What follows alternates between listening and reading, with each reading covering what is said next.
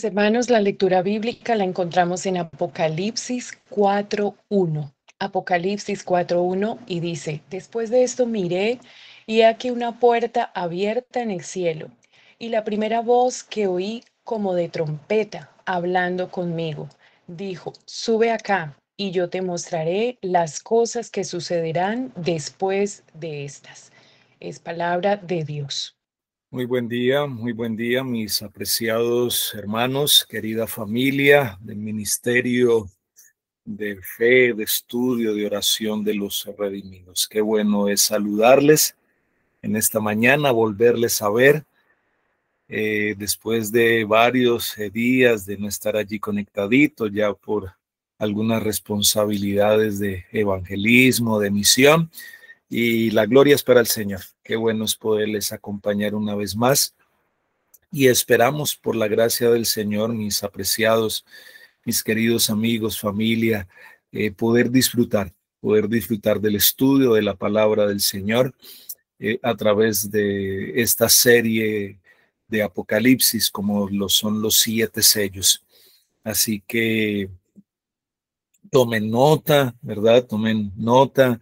Se darán algunos espacios para algunas preguntas, tal vez algunas preguntas que ustedes hagan, se irán respondiendo, no las responderemos tal vez en el momento porque las iremos respondiendo en la medida que iremos avanzando en el estudio de los 7 sellos. Así que me alegra en gran manera estar una vez más con ustedes aquí en esta mañana. El Señor me les siga bendiciendo, el Señor me les acompañe de manera muy especial a cada uno de ustedes y a su familia.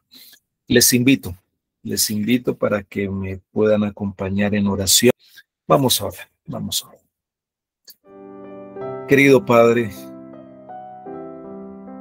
en esta hora del día, Señor, te agradecemos por los tiernos cuidados. Gracias, Padre bueno, por tu bondad. Gracias por tu misericordia. Gracias, oh mi Señor, por que hasta estos momentos podemos decir que nos has acompañado. Señor, gracias porque nos llenas de tu gracia, de tu perfecta justicia. Y queremos, Señor, ser esos canales de bendición para cada uno de los que nos rodean. Padre, ha llegado el momento de abrir la palabra. Háblanos a través de ella. Tal vez escucharemos algunas cosas que hemos estudiado, que conocemos. Estamos haciendo un recorderis para afianzarnos en tu palabra y saber en qué momento de la historia nos encontramos como pueblo. En tus manos, Señor, quedamos. Toma el control del internet, de la señal, de esta plataforma, de esta sala, y que nada ni nadie pueda desviar nuestra atención de escuchar tu voz en esta hora. Te lo pedimos, te lo agradecemos en el nombre de Jesús. Amén, Señor. Amén. Muy bien, mis amados, iniciamos nuestra serie. Los 7 sellos del Apocalipsis. Y nuestro estudio va a estar basado en el capítulo 4, capítulo 5, capítulo 6 de este maravilloso libro como lo es el libro de Apocalipsis. Y vamos a compartir algunas citas bíblicas, pero también algunas citas del don profético. Y quiero mostrar la siguiente diapositiva, queridos. Y vamos a mirar 3 escuelas proféticas y los sellos. 3 escuelas proféticas y los sellos. Está la escuela preterista, está la futurista y está la historicista. ¿Qué enseña la preterista en cuanto a los sellos? El preterismo es el pasado, ¿no? Los preteristas son los que quedaron simplemente allá, se quedaron en el pasado. Están los futuristas, Y los historicistas como nosotros, los adventistas del séptimo día, somos historicistas, ¿verdad? Y obviamente enseñamos también en cuanto a los eventos finales, que eso es futuro, ¿verdad? Eh, Miren lo que dice el preterismo. Los 7 sellos describen eventos que se cumplieron, o sea, esto ya se cumplió. Esto de los 7 sellos, dicen los preteristas que ya se cumplió. Los 7 sellos describen eventos que se cumplieron durante el periodo del Imperio Romano y la nación judía durante los primeros siglos de la era cristiana. Es decir, que los preteristas dicen que los sellos relatan hechos históricos que ocurrieron por allá, en el pasado, y que eso no tiene ninguna importancia, no se puede aplicar para hoy. No tiene ninguna aplicación para hoy, dicen los preteristas. Los futuristas, ellos mencionan de Apocalipsis el capítulo 4, presentan esa visión introductoria y cómo la visión introductoria describe la llegada de Jesús a su Padre cuando ascendió al cielo y cómo los 7 sellos ilustran simbólicamente en orden cronológico los eventos que ocurrirán desde la era apostólica hasta que se abra el libro al final del milenio. Son eventos escatológicos. Nosotros también somos escatológicos, ¿verdad? Pero esta es la visión, esta es la visión historicista, ¿ya? Esta es la visión historicista. Y la visión futurista describe el rapto de la iglesia y los 7 sellos detallan eventos que ocurrirán en el mundo después que la iglesia esté en el cielo. Eso dicen los futuristas. En tal caso, mencionan ellos que los sellos no tienen ninguna relevancia alguna para la iglesia de hoy. O sea, ellos también enseñan, los futuristas enseñan de que esto de los sellos no tiene ninguna importancia para nosotros hoy. ¿Por qué? Porque esto se cumplirá cuando la iglesia ya no esté en este mundo, lo de los sellos. Pero los historicistas, como les acabo de mencionar, que somos nosotros somos históricos, los historicistas describimos la visión, esa visión introductoria, describimos o se describe la llegada de Jesús a su Padre cuando ascendió al cielo y enseñamos cómo los 7 sellos ilustran de manera simbólica y en orden cronológico cada uno de los eventos que van a ocurrir y vienen ocurriendo. De hecho, dicho sea de paso, estos eventos vienen ocurriendo desde la era apostólica hasta que se abra finalmente el libro al final del milenio. Esa es la posición nuestra, histórica, ¿verdad? Y hay algunos principios, ¿verdad? Hay algunos principios históricos o principios historicistas y miren, lo que nosotros tenemos que hacer, mis apreciados, es permitir que el libro de Apocalipsis, él solito, el libro de Apocalipsis solito nos va a explicar el significado y de hecho lo hace, el significado de sus propios símbolos. Y cuando Apocalipsis nos lo explica, vamos a mirar, o más bien vamos a ir a otras partes de la Biblia, y eso lo vamos a estar haciendo durante esta serie, para poder determinar su significado. Por eso vamos a considerar muy seriamente, vamos a considerar muy solemnemente y cuidadosamente el orden de cada uno de estos sellos o el orden de los eventos o la estructura literaria de cada serie. Porque el libro de Apocalipsis es complejo, es complejo. Y sus eventos, realmente sus eventos, los eventos que están en el libro de Apocalipsis, no están en estricto orden cronológico, ¿ya? en estricto orden cronológico. Las visiones de Apocalipsis contienen muchos ciclos repetitivos. Por ejemplo, los tres pasajes, esto es un ejemplo de lo que les acabo de decir, los tres pasajes que hablan sobre los 144,000. Ahí hay varios ciclos repetitivos. Es muy vital reconocer que los versículos introductorios nos proporcionan el punto de comienzo y terminación de la serie en cuestión, que son la de los 7 sellos, ¿verdad? Por ejemplo, Apocalipsis, el capítulo 3, no lo vamos a leer, pero Apocalipsis, para que ustedes tomen nota y ustedes sí lo puedan leer ahí en casa. Apocalipsis, el capítulo 3, especialmente el versículo 21, allí se presenta el punto de comienzo y terminación de los sellos. Apocalipsis, por ejemplo, Apocalipsis capítulo 8, desde el versículo 2, tal vez hasta el versículo 4, versículo 5, presenta el punto de comienzo y terminación de las trompetas. En Apocalipsis 11, versículo 15, allí podemos ver la séptima trompeta y cómo concluye la serie. Bueno, este texto todavía no lo vamos a leer, el que aparece ahí en pantalla. Apocalipsis 11 nos presenta la conclusión de la serie y Apocalipsis 11 a partir del versículo 18, que ese sí lo vamos a leer, ese introduce y resume las 5 etapas finales del libro.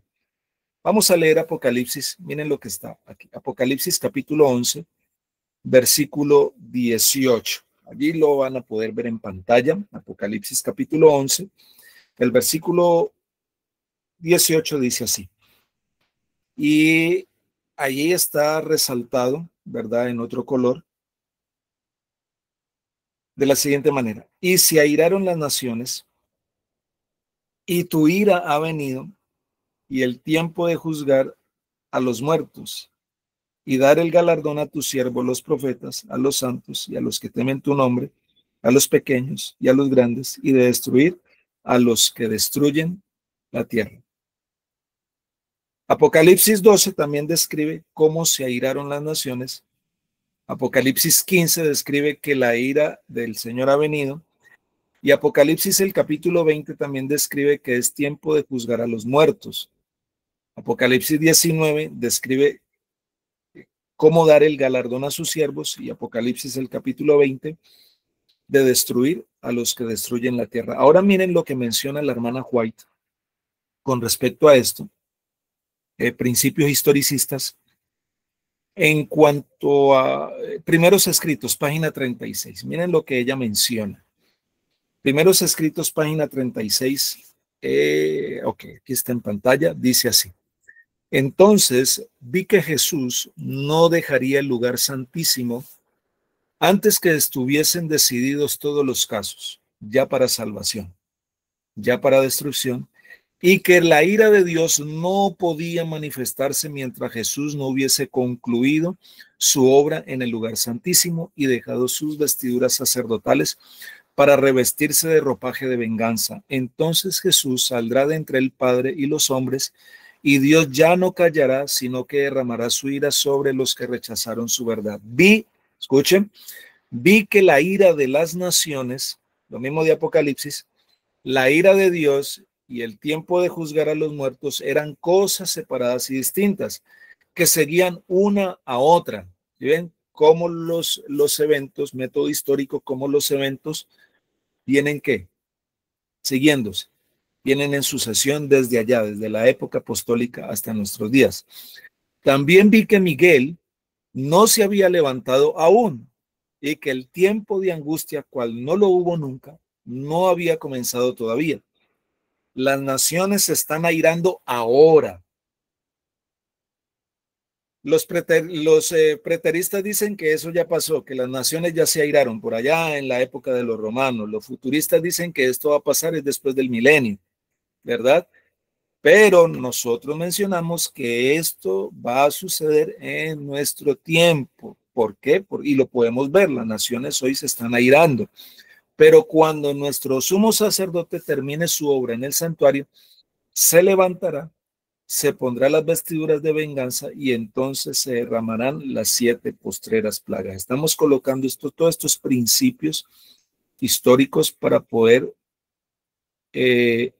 entender, comprender todo este sistema de los sellos, toda esta serie de los sellos, ¿verdad? Apocalipsis, el capítulo 4 describe, es muy importante este capítulo de Apocalipsis, el capítulo 4, porque describe varios detalles bien interesantes que los vamos a estudiar antes de meternos de lleno con el tema de los sellos, ¿verdad? Porque el capítulo 4 también tiene que ver mucho, es la parte introductoria de los 7 sellos. Allí vamos a ver en Apocalipsis 4 todo este sistema de la adoración celestial.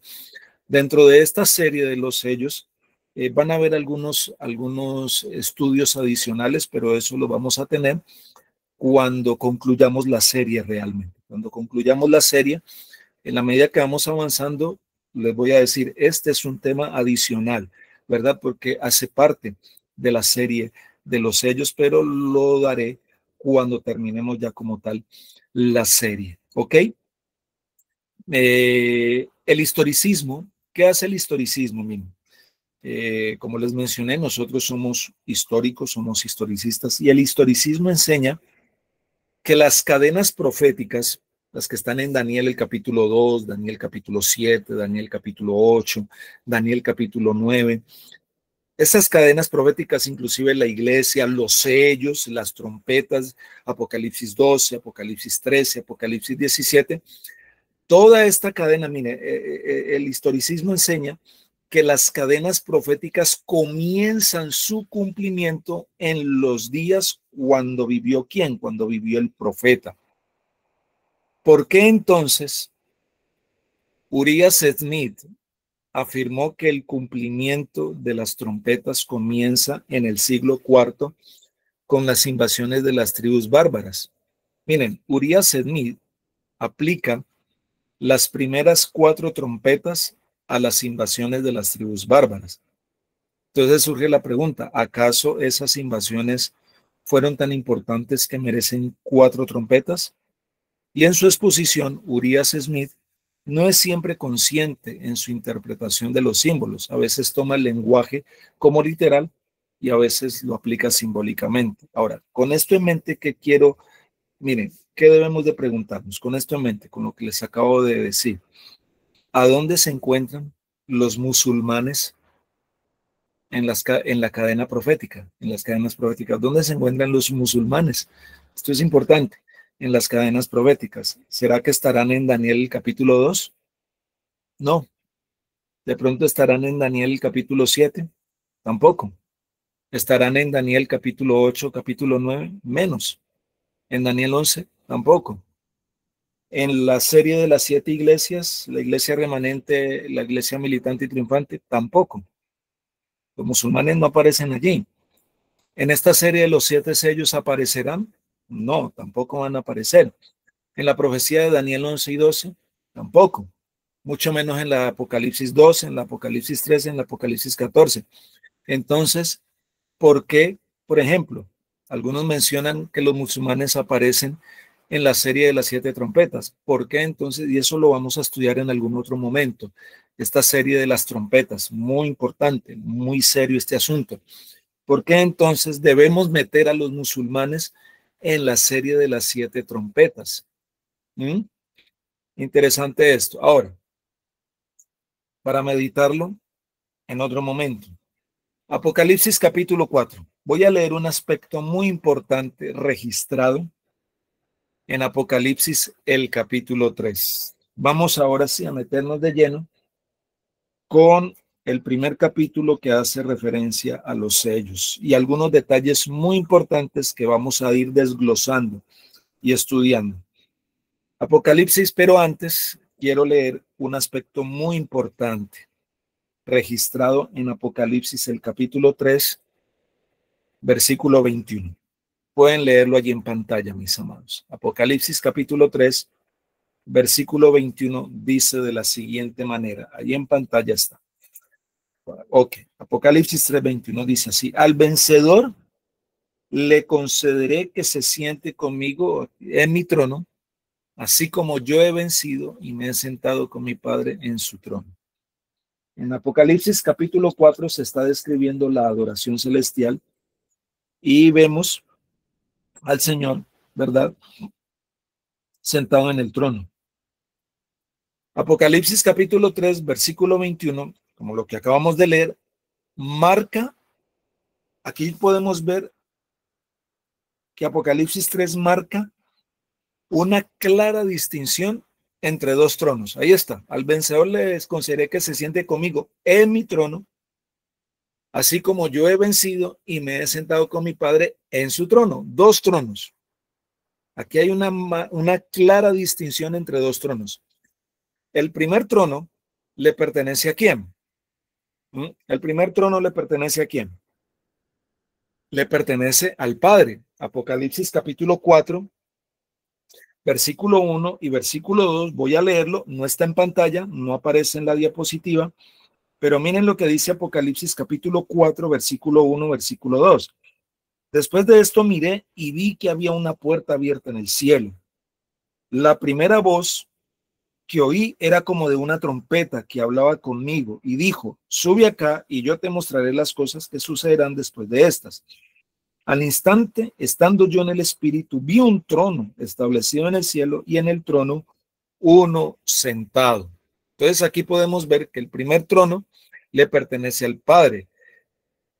Y en el siguiente capítulo, en el capítulo 5, y especialmente el versículo 5, describe, Apocalipsis 5:5, describe el momento cuando Cristo Jesús asciende al cielo y se une al Padre en ese trono. Entonces el segundo trono le pertenecerá ¿a quién? Recordemos, el primer trono le pertenece al Padre, pero el segundo trono le pertenecería ¿a quién?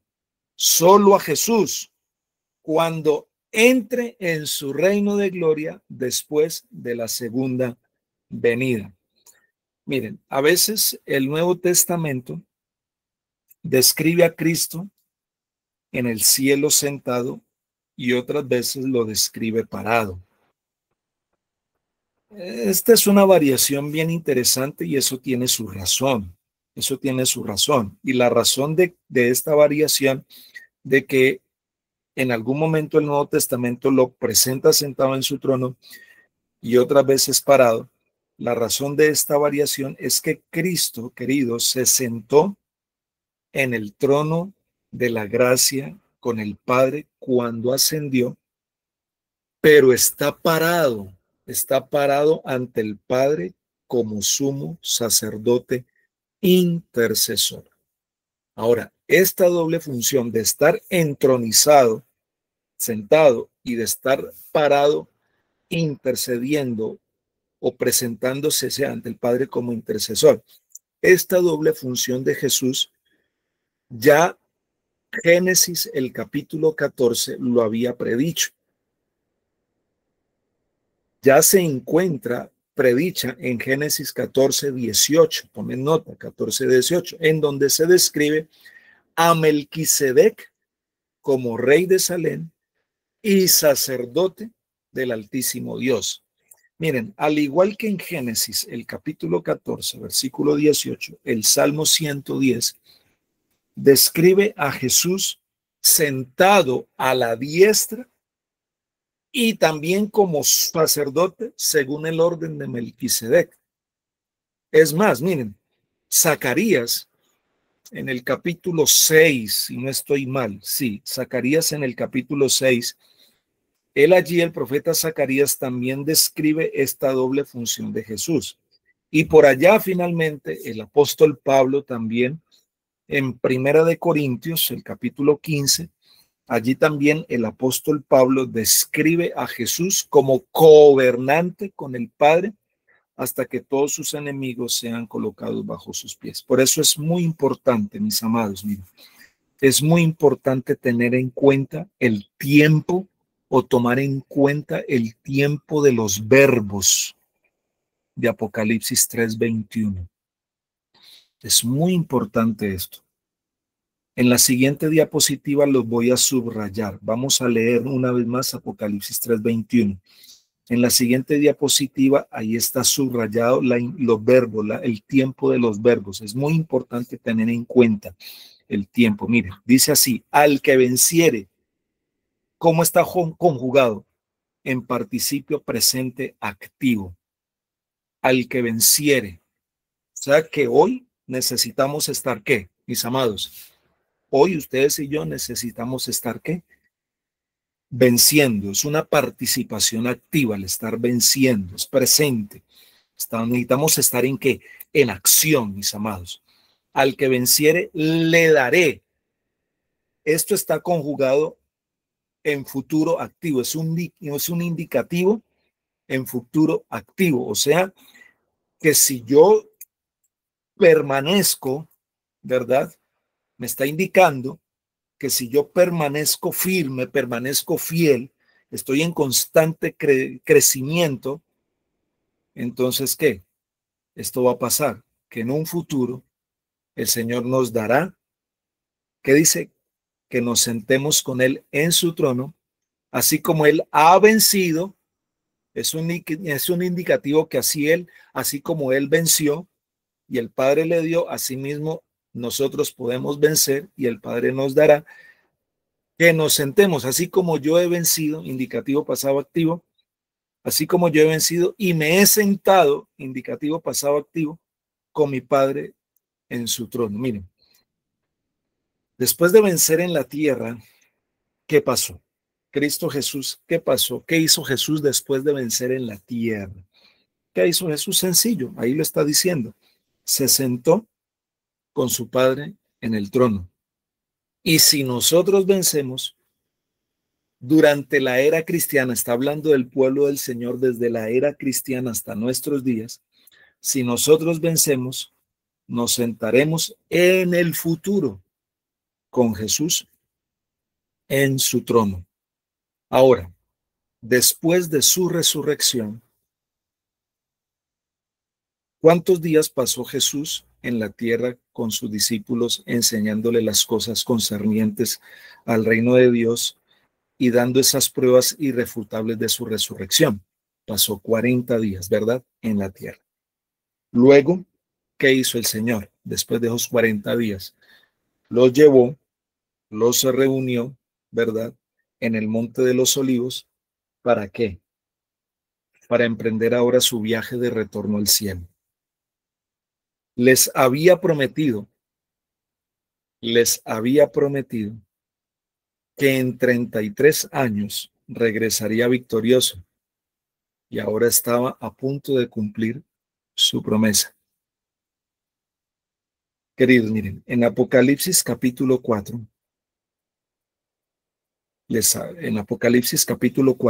allí podemos encontrar una descripción de la preparación del cielo para recibir al héroe de guerra. El centro de todo esto, el centro de enfoque de este capítulo 4, recae sobre el Padre como el arquitecto de la creación, Apocalipsis capítulo 4, el versículo 1, allí Juan ve una puerta abierta. No están aquí en las diapositivas, no lo coloqué, pero miren lo que dice aquí, Apocalipsis 4:1. Después de esto miré y vi que había una puerta abierta en el cielo. Y la primera voz que oí era como de una trompeta,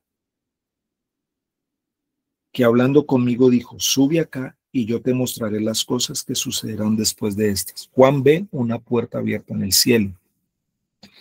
Pero en el versículo 2, Juan ve también algo interesante. Miren lo que ve Juan. Al instante, estando yo en el Espíritu, vi un trono establecido en el cielo y en el trono a uno sentado. Juan ve a un personaje sentado en un trono. Ahora, el texto nunca indica, o más bien nunca identifica por nombre al que está sentado en el trono. Pero el contexto indica claramente que es Dios el Padre. Juan ve una puerta abierta en el cielo y dentro de la puerta se halla un personaje sentado en un trono.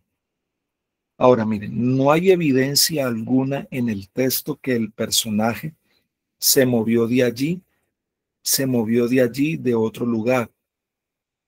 No, sencillamente estaba sentado allí, como ya lo veremos más adelante. La puerta conduce, como ya veremos, miren, la puerta conduce al santuario celestial. Pero el santuario celestial, ¿cuántas puertas tiene? Tiene dos puertas. Una de ellas conduce al lugar santo y la otra conduce al lugar ¿qué? Santísimo. Ahora, ¿cuál de las dos puertas se menciona aquí en Apocalipsis 4? ¿La del lugar santo o la del lugar santísimo? Miren lo que dice el versículo 3 de Apocalipsis capítulo 4. La apariencia del que estaba sentado era semejante a una piedra de jaspe y de cornalina, y alrededor del trono había un arco iris semejante en su apariencia a la esmeralda. Aquí hay una descripción física del que estaba en el trono. La gloria del Padre es semejante a ¿qué? Al jaspe. Esa es una piedra rojiza con venas negras. Y la gloria del Padre es semejante también a la cornalina. Es una piedra rojiza con venas blancas. Entonces, miren, en realidad Juan no contempló la persona del Padre, sino que Juan contempló fue la gloria que lo rodeaba. La hermana White tuvo una experiencia similar. La hermana White tuvo una experiencia similar a esta. Miren lo que dice Primeros Escritos, página 92. Y ustedes la pueden leer en pantalla. Primeros Escritos, página 92. Miren lo que dice. Está en pantalla proyectadita. Dice, en la página 54 del libro Primeros Escritos, estoy leyendo la 92. En la página 54, declaré que una nube de gloriosa luz ocultaba al Padre y que no podía verse su persona. También declaré que vi al Padre levantarse del trono. El Padre estaba envuelto en un cuerpo de luz y gloria, de manera que su persona no podía verse. Sin embargo, yo sabía que era el Padre y que de su persona emanaba esta luz y gloria. Cuando vi este cuerpo de luz y gloria levantarse del trono, supe que era porque el Padre se movía y por lo tanto dije, vi al Padre levantarse, vi al Padre levantarse. La gloria o excelsa, la gloria o excelencia de su forma no la vi. Nadie podría contemplarla y vivir, pero podía verse el cuerpo de luz y gloria que rodeaba su persona. Y el versículo 4 nos muestra algo interesante que también eso lo vamos a detallar en esta serie y lo vamos a desglosar. El versículo 4 de Apocalipsis 4, miren lo que dice. Y alrededor del trono habían 24 tronos. Y en los tronos vi sentados a 24 ancianos vestidos de ropas blancas con coronas de oro en sus cabezas. En sus cabezas. Los 24 ancianos rodeaban el trono, cada uno sentado en su propio trono. Ahora, el versículo 5 dice, del trono salían relámpagos, truenos y voces. De delante del trono ardían 7 lámparas de fuego, que son los 7 espíritus de Dios. El texto aquí está indicando claramente que este evento estaba ocurriendo ¿dónde? ¿En el lugar santo o en el lugar santísimo del santuario celestial? Estaba ocurriendo en el lugar santo del santuario celestial.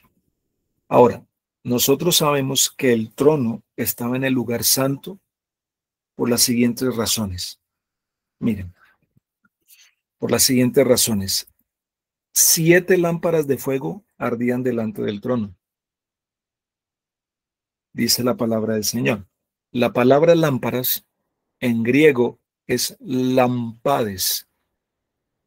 la palabra que se usa en la Septuaginta para describir el candelabro de 7 brazos que se hallaba en el lugar santo. Esa es la palabra lampades. Ahora, este detalle nos ayuda a entender que este evento estaba ocurriendo en el lugar santo, con el candelabro, ¿verdad? En el lugar santo.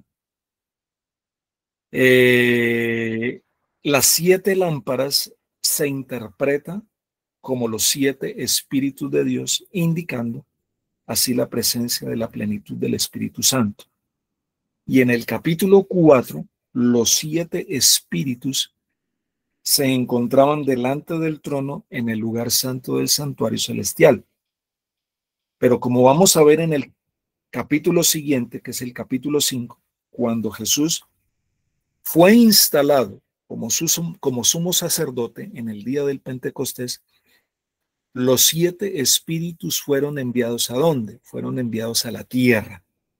Y el número 7 indica que el Espíritu Santo en su plenitud dirige su mensaje a las 7 iglesias, pues al final de cada uno de los 7 mensajes aparece la fórmula: el que tiene oído, oiga lo que el Espíritu dice a las iglesias. Ahora, la hermana White, sin titubeo alguno, escribió que Apocalipsis 4 y Apocalipsis 5 ocurrió en el lugar santo del santuario celestial. Miren lo que dice el Conflicto de los Siglos, página 540 y 541. Pueden leerlo allí en pantalla.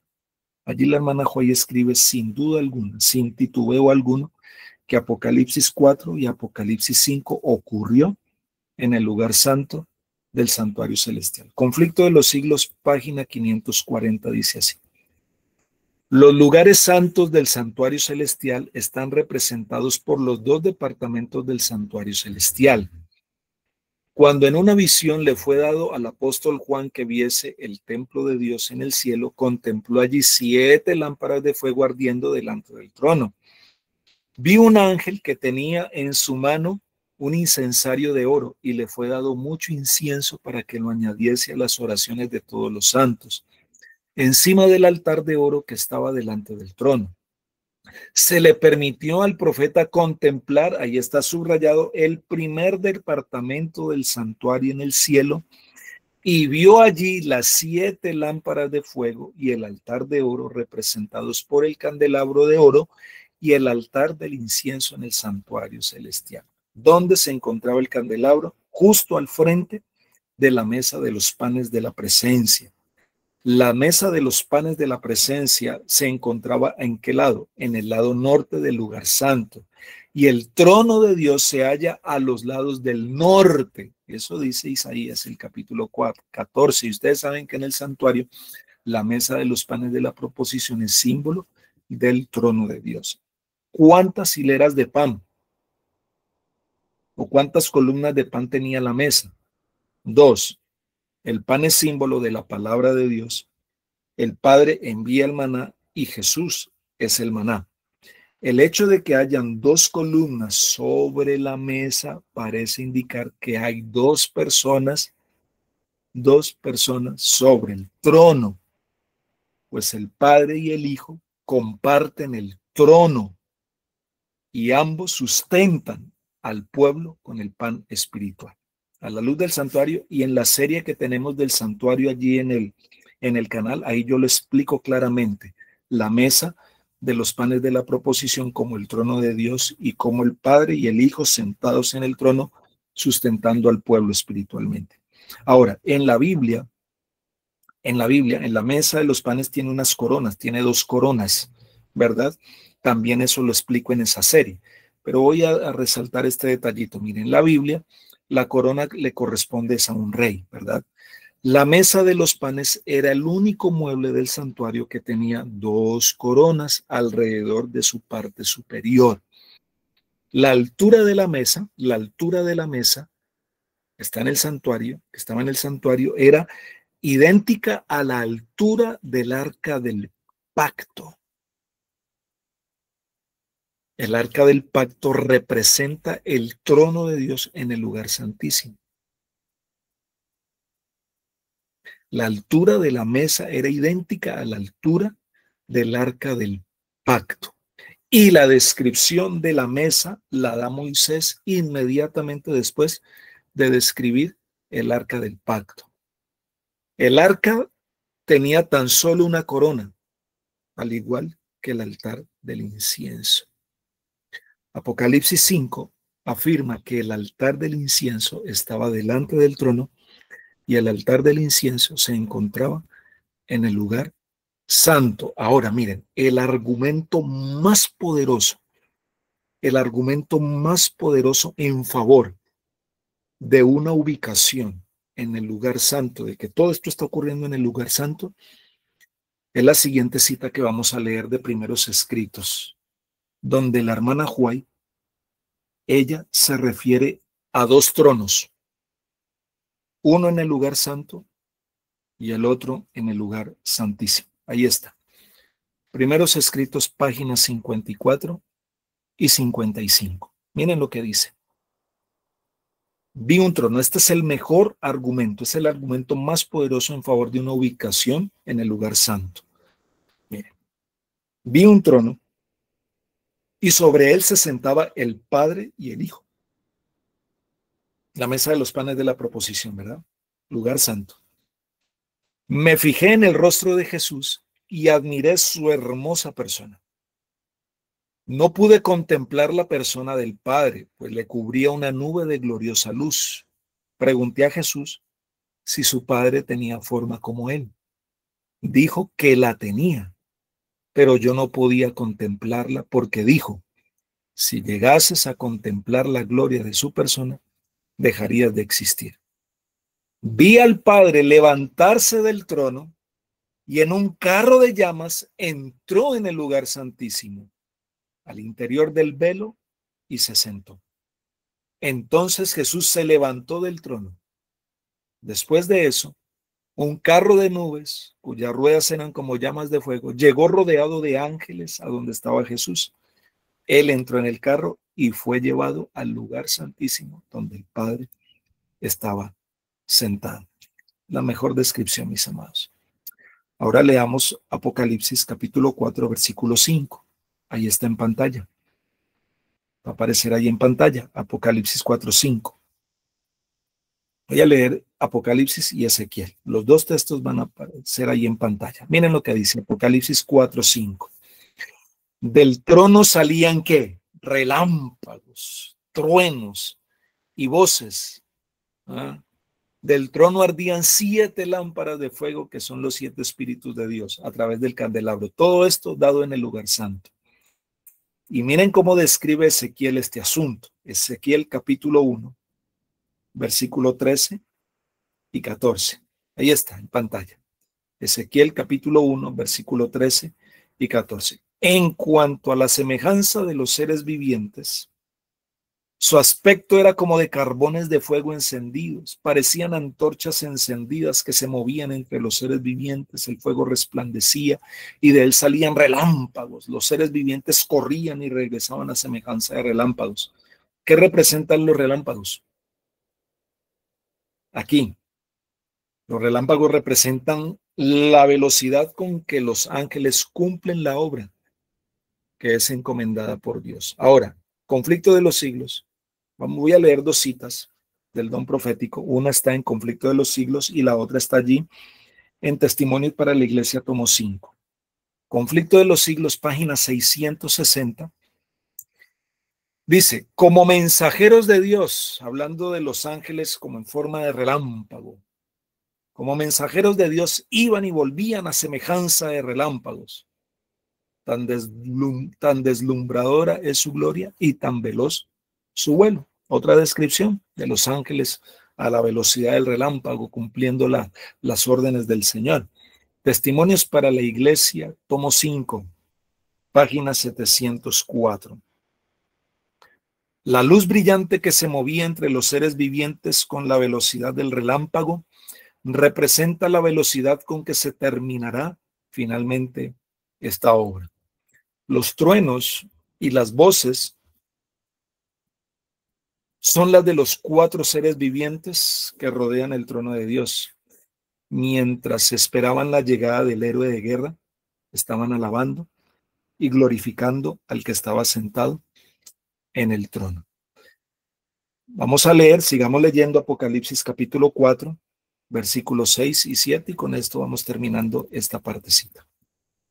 Apocalipsis capítulo 4, versículos 6 y 7. Todo esto tiene que ver con la adoración al Señor, estando en el lugar santo y cómo se traslada al lugar santísimo. Apocalipsis capítulo 4, versos 6 y 7. Y delante del trono había como un mar de vidrio, semejante al cristal. Y junto al trono y alrededor del trono 4 seres vivientes llenos de ojos delante y detrás. El primer ser viviente era semejante a un león. El segundo era semejante a un becerro. El tercero tenía rostro como de hombre. Y el cuarto era semejante a un águila volando. Los ojos son símbolo de sabiduría y de inteligencia. Es decir, que los seres vivientes cumplen sus responsabilidades con máxima sabiduría. Versículo 8 al 11 de capítulo 4 de Apocalipsis. Ahí en pantalla lo vamos a ver. Miren lo que dice. Apocalipsis capítulo 4, versículo 8 al 11. Y los 4 seres vivientes tenían cada uno 6 alas, y alrededor y por dentro estaban llenos de ojos, y no cesaban día y noche de decir: Santo, Santo, Santo, es el Señor Dios Todopoderoso, el que era, el que es y el que ha de venir. Y siempre que aquellos seres vivientes dan gloria y honra y acción de gracias al que está sentado en el trono, al que vive por los siglos de los siglos, los 24 ancianos se postran delante del que está sentado en el trono y adoran al que vive por los siglos de los siglos y echan sus coronas delante del trono diciendo: Señor, digno eres. Y de hecho la dignidad radica en el hecho de que Él es el creador. Señor, digno eres de recibir la gloria y la honra y el poder, porque tú creaste todas las cosas y por tu voluntad existen y fueron creadas. Los 4 seres vivientes estaban en medio y alrededor del trono. Isaías, el capítulo 6, nos dice quiénes son esos seres vivientes. Isaías, el capítulo 6, los identifica claramente como serafines, pues tanto en Isaías como en Apocalipsis, los seres vivientes tienen 6 alas y cantan: Santo, Santo, Santo. Miren lo que dice Isaías capítulo 6, versículo 1 al 3. Ahí está. En el año que murió el rey Usías, vi yo al Señor sentado sobre un trono alto y sublime, y sus faldas llenaban el templo. Por encima de él había serafines. Cada uno tenía 6 alas. Con 2 cubrían sus rostros, con 2 cubrían sus pies, y con 2 volaban. Y el uno al otro daba voces diciendo: Santo, Santo, Santo, Jehová de los ejércitos, toda la tierra está llena de su gloria. Toda la tierra está llena de su gloria. Ya, definitivamente, termino con esto. Este es el único pasaje de la Biblia que menciona a los serafines por nombre. Vale decir que los querubines se describen en forma similar a los serafines. El himno de alabanza que entonan los seres vivientes y los ancianos es un honor a Dios, el Padre, por ser creador. Pero surgen algunas preguntas. ¿Acaso no enseña el Nuevo Testamento que Jesús es el creador? Porque según Juan, capítulo 1, Jesús fue el creador. Pero cuando ustedes y yo hacemos un examen de toda la evidencia bíblica, esto nos indica que la creación fue una obra conjunta del Padre y el Hijo. Génesis capítulo 1. El Padre elaboró el plan y el Hijo, en conformidad con la voluntad del Padre, lo implementó. Por así decirlo, el Padre fue el autor intelectual, fue el arquitecto, y Jesús fue ¿qué? El albañil, ¿verdad? El que hizo la obra. Apocalipsis capítulo 4 no dice que el Padre fue el creador.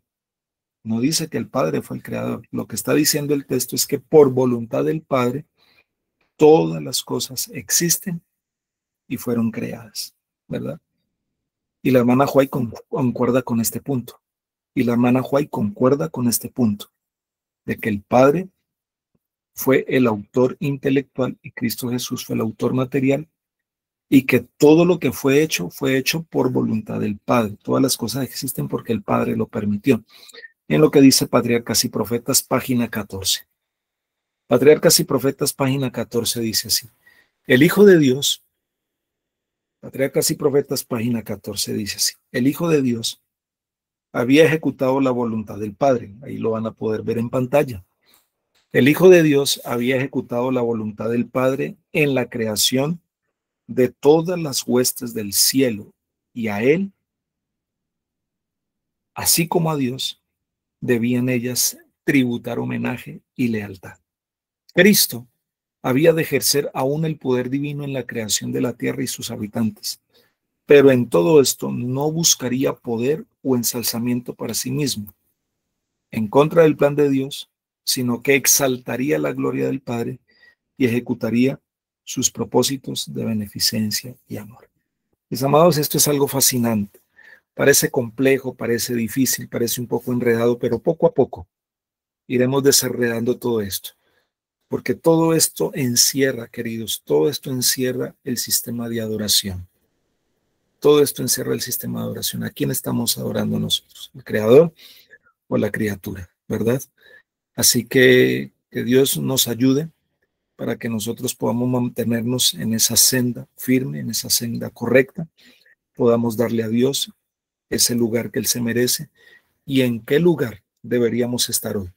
Si en el lugar santo o en el lugar santísimo, y eso es lo que vamos a tratar de estudiar y de mirar en toda esta serie. Mañana continuamos, ¿verdad? Muy importante este capítulo para ir desarrollando cada uno de los aspectos que tienen que ver con el sello, temas introductorios en cuanto a esta serie de los sellos. Dios me les bendiga, Dios me les acompañe en este día. Abracitos para todos y miles de bendiciones, mis apreciados.